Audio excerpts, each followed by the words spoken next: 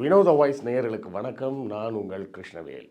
இன்றைக்கி நாம் இன்று மாலை என்ன பார்க்க போகிறோம்னா, மறுபடியும் இந்த கருமம் பிடிச்ச சீமானை பற்றி தான் பேச வேண்டியிருக்கு. சீமானின் அட்டகாசங்கள் எல்லையை மீறி போய்கிட்டே இருக்குது. ஒரு அளவே இல்லாத அளவுக்கு கசாமசான அசிங்கமாக பேசுறது அப்படிங்கிறதுலாம் ரொம்ப தாண்டி போயிடுச்சு. அதை பற்றி தான் இன்றைக்கி நம்ம பேச போகிறோம். நம்ம வீடியோவில் அடிக்கடி நம்ம அப்புறம் நண்பர்களே புத்தகம் வாங்குன்ற போடுறதெல்லாம் நிறைய பேர் கேலி பண்ணுறாங்க. கேலி கிண்டல்லாம் பற்றி நம்ம கவலைப்பட வேண்டிய அவசியம் இல்லை. எத்தனையோ காமெடி பண்ணுறவங்க சேனல்லலாம் என்ன பண்ணுறாங்க, என்ன சப்போர்ட் பண்ணணும்னு நினச்சிங்கன்னா நீங்கள் பணம் அனுப்புங்கன்னு கேட்குறாங்க. நம்ம என்ன பணம் அனுப்புங்கன்னு கேட்குறோமா? சேனல் நடத்த பணம் தேவைப்படும். அப்படி தேவைப்படக்கூடிய பணத்தை நீங்கள் புத்தகம் வாங்கினால் உங்களுக்கு புத்தகங்கள் வாங்கிய அந்த புத்தகங்களாகிய அறிவாயுதம் உங்கள் கைக்கு கிடைக்கும். அதன் மூலமாக எங்களுக்கு கிடைக்கக்கூடிய பணத்தை வைத்து நாங்கள் இந்த சேனலை நடத்த முடியும் அப்படின்னு தான் நம்ம சொல்கிறோம். ஸோ புத்தகம் வாங்குங்க அப்படின்னு நான் கேட்பதில் நான் கூச்சப்படவில்லை. அதை பார்ப்பதற்கு நீங்களும் சலிப்படைய வேண்டிய அவசியம் இல்லை.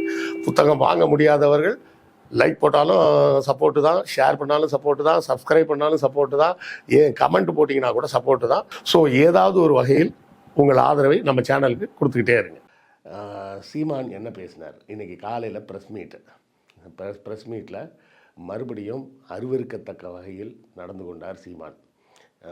இதில் என்ன நடந்து கொண்டாருலாம் வேண்டி கிடக்கா இவனுக்கு அப்படின்னா எரிச்சல் வருது. பத்திரிகையாளர்கள் போய் கேள்வி கேட்குறாங்க. கேட்குற கேள்விக்கு பூரா எதிர்கேள்வி கேட்குறாரு.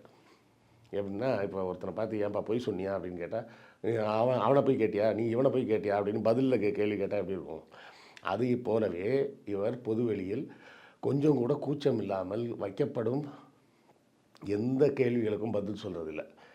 அந்த ஃபோட்டோ பொய்ன்னு சொல்கிறாங்களே அப்படின்னு கேட்டால், சரி நான் பிரபாகரனை பார்க்கவே இல்லைன்னு வச்சுக்கோ, இப்போ என்ன அதுக்கு அப்படின்றான். இது மாதிரி பிரபாகரனோட அண்ணன் மகன் உங்களை பற்றி இப்படி சொல்கிறாரு அப்படின்னு கேட்டால், பிரபாகரனுக்கு ரத்த உறவெல்லாம் முக்கியம் கிடையாது, லட்சிய உறவு தான். அப்படி பார்த்தா பிரபாகரனின் பிள்ளைகள் நாங்கள் தான் அப்படின்னு அதுக்கு ஒரு சப்பக்கட்டு. இந்த சப்பக்கட்டுகள்லாம் பரவாயில்ல அப்படின்னு பார்த்தோம்னா, ஏன்னா அவர் பிரபாகரனின் அண்ணன் மகன் என்ன சொல்கிறாரு அப்படின்னு கேட்டிங்கன்னா, இது மாதிரி எங்கள் இலங்கையில் ஒரு சிலர் ஆமக்கறிலாம் சாப்பிடுவாங்க, இல்லைன்னுலாம் சொல்லலைங்க. ஆனால் பிரபாகரனுக்கு ஆமக்கறி சாப்பிடும் பழக்கம் கிடையாது. எங்கள் வீட்டில் எங்கள் வீட்லேயோ எங்கள் சித்தப்பா வீட்லேயோ இந்த இட்லிக்கு கறி வைக்கிறது பழக்கம்லாம் கிடையாது அப்படின்னு சொல்லிட்டு அவர் தெளிவாக சொல்கிறார். ஆனால் இதுக்கு பதில் சொல்ல வேண்டிய இடத்துல இருக்கக்கூடிய சீமான் கொஞ்சம் கூட நாகரிகமற்ற முறையில் எல்லாத்தையும் பேசுகிறார். இதை தாண்டி புதிய தலைமுறை தொலைக்காட்சியிலேருந்து ஒரு பெண் நிருபர் கேள்வி கேட்குறாங்க. கேட்டால் அந்த கார்த்திக் மனோகரன், பிரபாகரனோட அண்ணன் மகன், அவர் இப்படி சொல்கிறாரு, அதை பற்றி நீங்கள் என்ன நினைக்கிறீங்க அப்படின்னு கேட்டால், அவன் கிடக்கிறான் அப்படின்னு சொல்லிட்டு ஆபாசமான ஒரு வார்த்தையை சொல்கிறார். சொல்லவா அப்படின்னு தெரியல. ஆபாசமாக அவன் கிடக்கிறான் தேவடியா பையன் அப்படின்னு சொல்லி ஓப்பன் இன்டர்வியூ ஓப்பன் ஏரில் பேசுகிறான். இவனெல்லாம் ஒரு அரசியல்வாதியா? யோசிச்சு பாருங்கள். இதெல்லாம் ஒரு மனுஷன்லேயே சேர்த்துக்க முடியாது. இதை வேற ஒருத்தர், அவரோட முன்னாடி அவர் கூட இருந்த ஒருத்தர் சொல்லும்போது என்ன சொல்கிறாருன்னா, பச்சையாக எப்போவுமே கெட்ட வார்த்தை பேசுகிறது தான் அவரோட வழக்கம் அப்படின்னு சொல்கிறார்.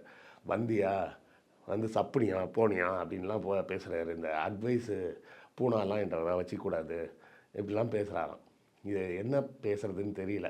இது சரி, அவர்கிட்ட இருக்கிற கட்சி தோழர்கள்ட்ட தான் அப்படி பேசுவாருன்னு பார்த்தா, அவங்க அம்மா அவங்க அக்காட்டெல்லாம் அப்படி தான் பேசுவாராம். எப்படி? அவங்க அம்மா ஒரு தடவை சொல்லியிருக்காங்க, இப்படி இந்த விஜயலட்சுமின்னு ஒரு பொண்ணு கூட தொடர்புன்னு சொல்கிறாங்களேப்பா, பேசாமல் அவளை கல்யாணமாவது பண்ணிவிட்டு குடும்பம் நடத்த வேண்டியது தானே, இல்லை அவள் வேண்டான்னு நினச்சின்னா வேறு கல்யாணத்தையாவது பண்ணிக்க வேண்டியது தானேன்னு கேட்டிருக்காங்க.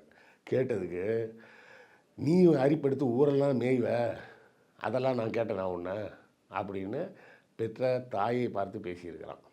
அதே போலவே அவங்க அக்காவை கேட்டதுக்கும் அவங்க அக்காவையும் இதே மாதிரி தரக்குறைவாக பேசியிருக்கிறான்.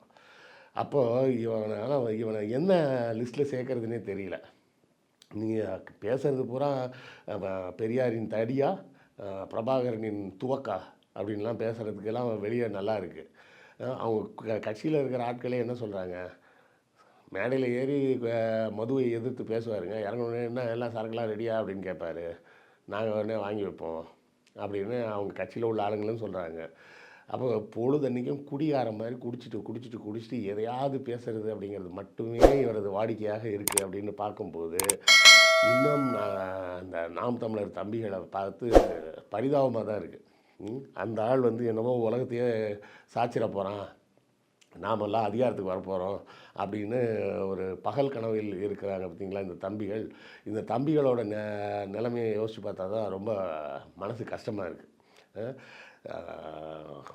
ஒரு அரசியல் நாணயம் வேணும், இல்லை நாகரிகம் வேணும், ஒரு கொள்கை வேணும். கொள்கைனா என்ன கொள்கைன்னே சொல்ல மாட்டேறியடா அப்படின்னு தான் நம்ம திரும்ப திரும்ப கேட்குறோம்.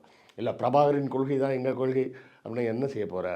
பிரபாகரனை போல் துப்பாக்கி ஏந்தி இந்திய ஒன்றியத்தோடு இராணுவத்தோடு சண்டை போட்டு ஜெயிச்சு தனி தமிழ்நாடு வாங்க போறியா?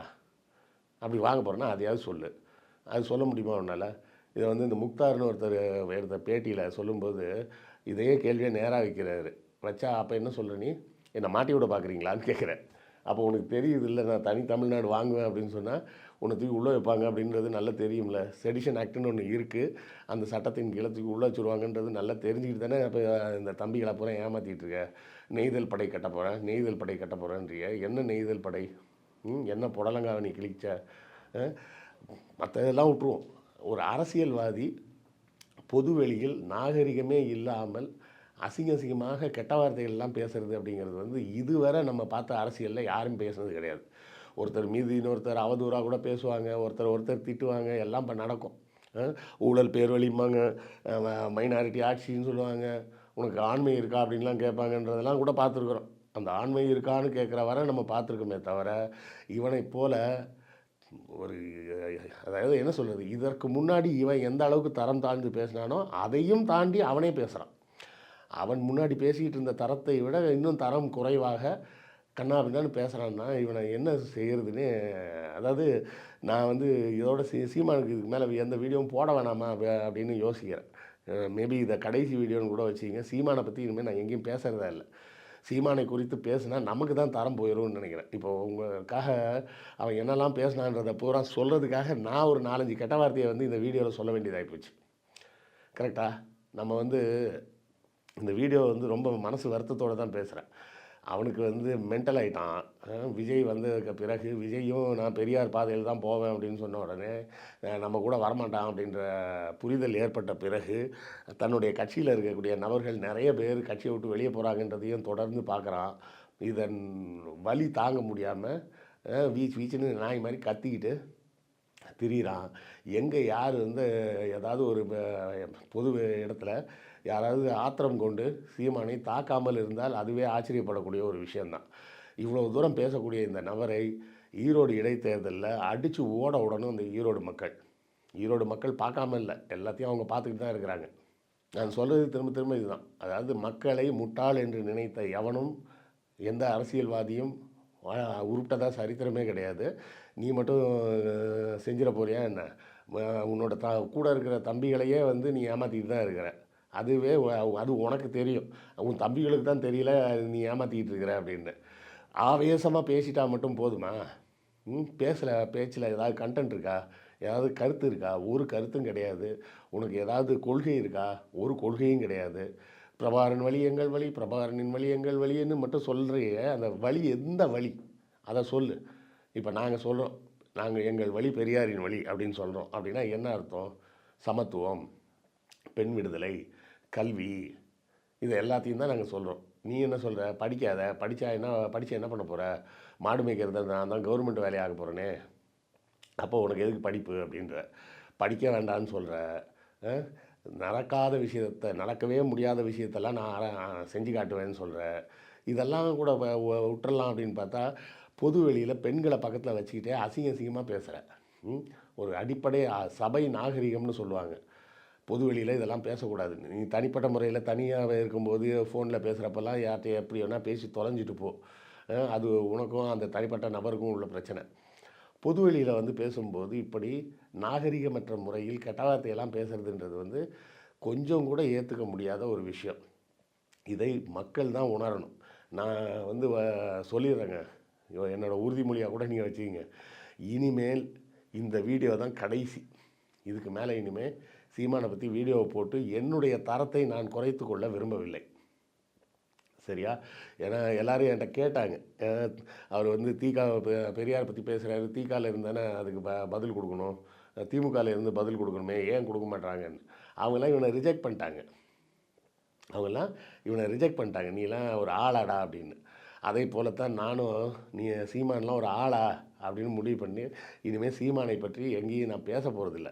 நான் அவனை பற்றி பேசி என்னுடைய தரத்தை குறைத்துக் கொள்ள நான் விரும்பவில்லை அப்படிங்கிறத உங்கள் அனைவரிடமும் என்னுடைய வாக்குமூலமாகவே தருகிறேன்னு வச்சுக்கங்க.